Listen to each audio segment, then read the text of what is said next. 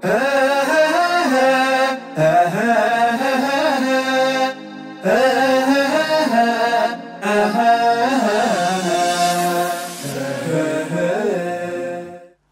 بالله من الشيطان اللعين الرجيم. بسم الله الرحمن الرحيم.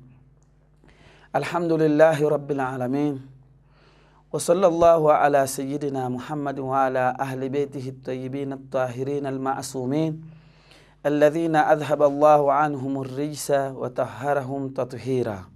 اللهم صل على محمد وآل محمد. صلى الله عليك يا رسول الله وعلى أهل بيته almayamin almuntajabin. Ndugu wasikilizaji, assalamu alaikum wa rahmatullahi ta'ala wa barakatuh. Ama ni kipindi chetu cha kawaida, mara nyingine tena tumekutana katika mfululizo wetu wa mawaidha, na hapa tunarejea bado katika mada yetu kuhusu Uislamu. Namna tulivyotangulia tulisema kwamba kulingana na hadithi ya Mtume sallallahu alaihi wa sallam, tukasema kwamba Uislamu ni chombo, ni kama kitu kiko uchi na vazi lake ni haya. Na vile vile tukasema kwamba katika Uislamu kwamba mbali na kuwa vazi lake ni haya, lakini tukasema kuwa kuna kwamba vile vile na pambo lake ni alwafa. Pambo lake ni kuhusiana na kutekeleza wajibu, wa muruatuhu alamalu salih, na vile vile uzuri wake, ishara yake njema ni kuhusiana ni mtu kufanya amali salih au matendo mazuri.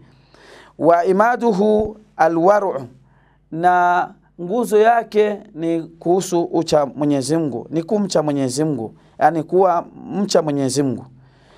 Na kwamba katika hadithi ikawa inaishiliza kusema kuwa walikulli shay'un asasun wa asasul islam hubbina ahlal bait, na kwamba kila kitu kinakuwa na chanzo chake, na kwamba chanzo cha Uislamu hasa ni kutupenda sisi ahlul bait Rasulillah sallallahu alaihi wa sallam. Sasa baada ya kuona kwamba Uislamu vazi lake ni mtu kuwa na haya, yani kwamba Muislamu hawezi kuwa Muislamu akawa katika mandhari mazuri na kuwa kwamba yuko katika pambo zuri na katika sheria zuri na kuhisabika kwamba yuko katika nidhamu, mpaka awe ni mwenye haya. Kwa maana hiyo basi tumesema kwamba ukiwa Muislamu lakini ukawa huna haya, kwa mujibu wa mafunzo ya Qur'ani na kwa mujibu wa mafunzo ya Ahlul Bait na mtume wetu sallallahu alaihi wa sallam, inakuwa wewe Uislamu wako, imani yako ina kasoro. Leo tutazungumzia vile vile nukta nyingine ambayo inahusiana na Uislamu, ambayo tulipata katika hadithi ambayo si nyingine isipokuwa kama anavyotuambia Mtume sallallahu alaihi wa sallam, asema walikulli shay'in asun wa asul iman alwar, na kwamba kila kitu kina chanzo chako, kina nguzo yake, kina asili yake, na kwamba nguzo na asili ya Uislamu au imani ni alwar. Mwenyezi Mungu, Mtume sallallahu alaihi wasallam anasema ni ucha Mungu. Kwa hivyo Muislamu, kama tulivyosoma katika hadithi, tulisema kwamba Muislamu anatakiwa kujipamba na ucha Mungu. Yani ukweli ni kwamba utakuwa dhaifu wa imani na hata na Uislamu wako kama wewe si mcha Mwenyezi Mungu. Taba nukta ya ucha Mwenyezi Mungu au kumcha Mwenyezi Mungu ni nukta ambayo inachukua maana nyingi. Yani huwezi kuwa Muislamu kama humuogopi Mwenyezi Mungu. Kumuogopa Mwenyezi Mungu Subhanahu wa Ta'ala ni katika awamiri zake, katika amri zake Mwenyezi Mungu Subhanahu wa Ta'ala, katika mipaka yake Mwenyezi Mungu Subhanahu wa Ta'ala. Kwa mfano, Mwenyezi Mungu Subhanahu wa Ta'ala ana mambo ameyaamrisha, Kwa hivyo ni amri kutoka kwa Mwenyezi Mungu Subhanahu wa Ta'ala. Wewe kama Muislamu, wewe kama muumini, ili uonekane kwamba wewe ni mtu thabiti katika Uislamu wako, ili uonekane kwamba ni mtu mwenye imani juu ya Mwenyezi Mungu Subhanahu wa Ta'ala, lazima utii amri ile aliyoamrisha Mwenyezi Mungu Subhanahu wa Ta'ala. Mwenyezi Mungu amekuamrisha uswali mathalan. Basi wewe kama Muislamu na wewe kama muumini, ili uonekane kwamba ni mwenye imani, ni Muislamu wa kihakika, lazima uswali. Unapoonekana kwamba hujali na huzingatii katika ibada hiyo ya swala, basi inaonekana kwamba wewe hauna uchamungu. Na kutokuwa na uchamungu kwa mtu kama huyu, inaonekana kwamba wewe si mwenye imani. Wewe Uislamu wako una kasoro. Kwa hivyo uchamungu, yani alwaru, ndio asas al-iman. Au ndio asul iman. Yani kwamba wewe uonekane kwamba ni muumini kisawasawa, lazima uonekane kwamba ni mtu unamuogopa Mwenyezi Mungu Subhanahu wa Ta'ala. Na vile vile katika amri zake Mwenyezi Mungu Subhanahu wa Ta'ala, kuna na makatazo yake Mwenyezi Mungu Subhanahu wa Ta'ala. Katika yale aliyoharamisha Mwenyezi Mungu Subhanahu wa Ta'ala, ili uonekane wewe ni mcha Mwenyezi Mungu, ni lazima uonekane kwamba unajiweka mbali kwa yale ambayo Mwenyezi Mungu Subhanahu wa Ta'ala amekuharamishia. Kwa yale ambayo Mwenyezi Mungu Subhanahu wa Ta'ala amekukataza, ni lazima ufanye nini? Yani uonekane kwamba unajiweka mbali. Lakini inapofikia kwamba kuna mambo aliyoharamisha Mwenyezi Mungu Subhanahu wa Ta'ala, wewe ukawa hauko mbali na mambo hayo, wewe ukawa ni mtu umejivisha mambo hayo, umejiweka karibu na mambo hayo, basi inaonekana kwamba wewe imani yako haijakamilika. Inaonekana kwamba wewe Uislamu wako haujakuwa katika misingi ya sawa. Kwa sababu ili kuonekana muumini na kuonekana kwamba wewe ni Muislamu, lazima vile vile uonekane kwamba unachelea katika kuyafanya yale ambayo Mwenyezi Mungu Subhanahu wa Ta'ala ameyakataza. Unaogopa, unakuwa ni mtu mwenye kuogopa katika kuyafanya ya haramu aliyoharamisha Mwenyezi Mungu Subhanahu wa Ta'ala. Kwa mfano, Mwenyezi Mungu Subhanahu wa Ta'ala amekwambia usiibe. Basi ili uonekane kwamba mbele ya Mwenyezi Mungu na hata mbele ya viumbe kwamba wewe ni mcha Mwenyezi Mungu, ni mtu mwenye imani, ni mtu ambaye ni Muislamu kisawasawa, basi lazima uonekane kwamba unaogopa suala kama hilo la kuiba, unaogopa mathalan suala la kuua.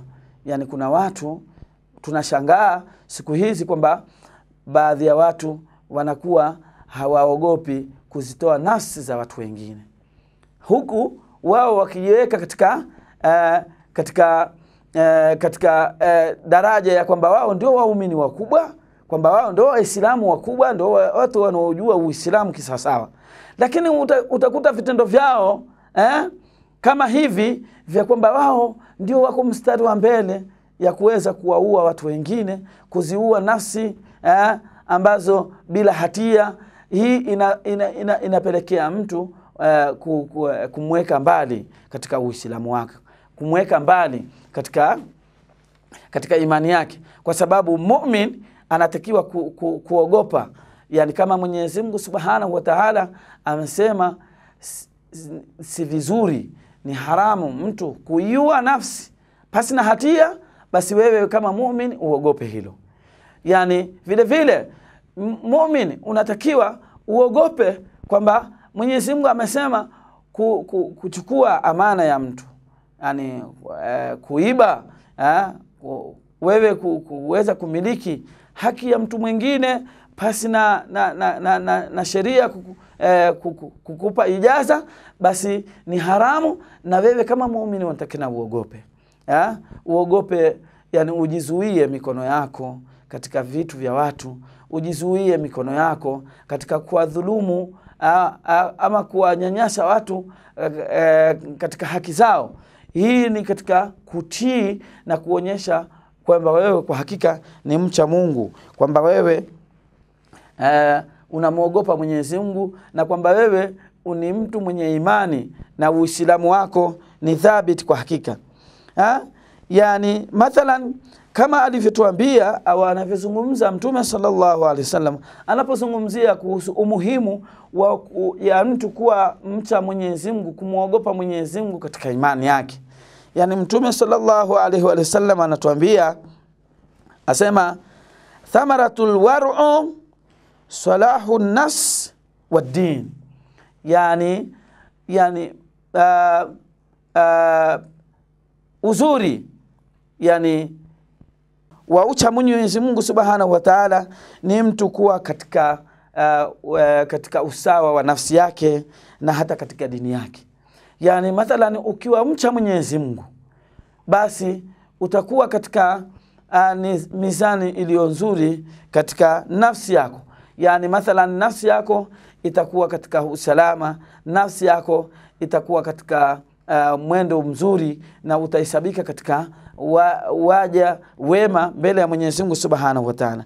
Na vile vile hata katika dini yako, yani manake dini yako itakuwa wewe mbele ya Mwenyezi Mungu, matendo yako yani vitendo vyako na muamala wako baina yako wewe na watu wengine katika itakuwa inahesabika katika nidhamu na sheria yake Mwenyezi Mungu Subhanahu wa Ta'ala.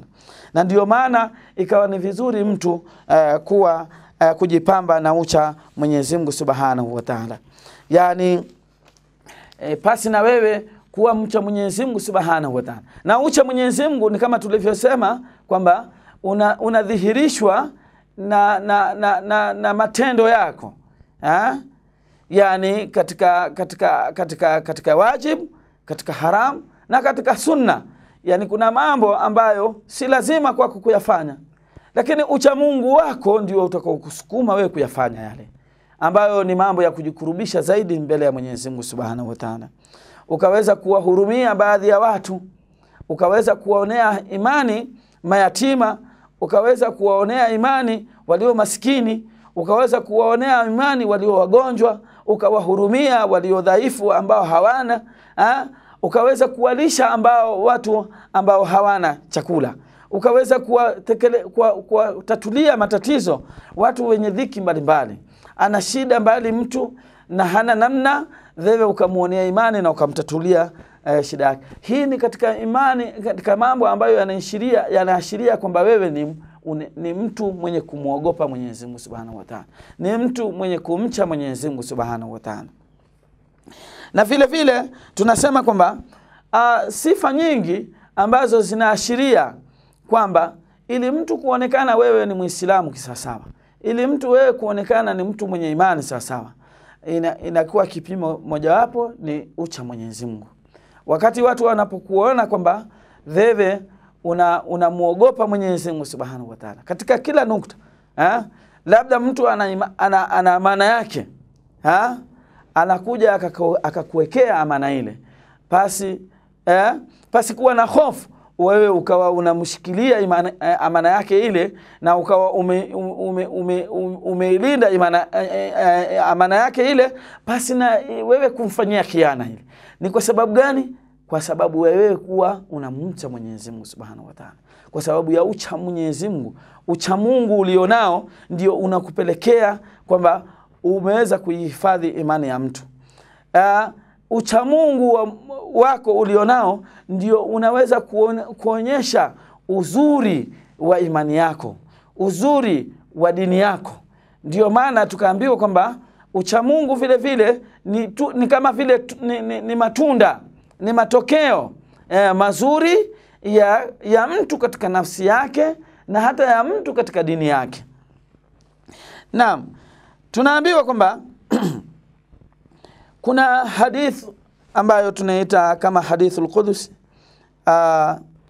Tunaambiwa kwamba amesema qala Allahu azza wa jalla kupitia kwa Imam Baqir alayhi salam, asema Mwenyezi Mungu Subhanahu wa Ta'ala amemzungumzia mwanadamu akisema, ya ibn Adam, ewe mwanadamu, ijtanib ma haramtu alayka, jieke mbali kwa yale ambayo mimi nimeharamisha ama nimekuharamishia wewe, ama nimeweka kuwa ni haramu kwako wewe. takun min awra'in nas, basi utakuwa katika yani waja wenye kumcha Mwenyezi Mungu, wacha Mungu zaidi. Yani inamaanisha kwamba katika ucha Mungu ni mtu kujiweka mbali katika aliyoharamisha Mwenyezi Mungu Subhanahu wa Ta'ala, kama nilivyotangulia. Ukaonekana kwamba wewe unaogopa kwa yale ambayo ameyakataza Mwenyezi Mungu Subhanahu wa Ta'ala. Haushawishiki kirahisi katika kuyafanya yale ambayo Mwenyezi Mungu Subhanahu wa Ta'ala ameyakataza. Na anasema kwamba kwa kufanya hivyo unakuwa katika wale wenye kumuogopa Mwenyezi Mungu Subhanahu wa Ta'ala katika hali ya juu zaidi kuliko watu wengine. Yani manake ukawa wewe kwa aliyokataza Mwenyezi Mungu Subhanahu wa Ta'ala vile vile ukawa ni mwenye kujiweka mbali. Na tunaambiwa kwamba kuna hadith ambayo imepokewa kwa al-Imam Zainul Abidin alayhi salam, ambaye amezungumzia vile vile namna ya ucha Mungu ulivyo muhimu katika Muislamu au katika mtu mwenye imani. Asema qala Imam Zainul Abidin alayhi salam, asema kwamba alwar'u nidhamu liibada, yani ucha Mwenyezi Mungu ndio nidhamu katika ibada, katika kufanya ibada. Kama wewe katika ibada yako hauna ucha Mwenyezi Mungu, hauna kumuogopa Mwenyezi Mungu, basi elewa kwamba kutakuwa na kasoro kubwa kwa sababu hauna nidhamu katika ibada yako.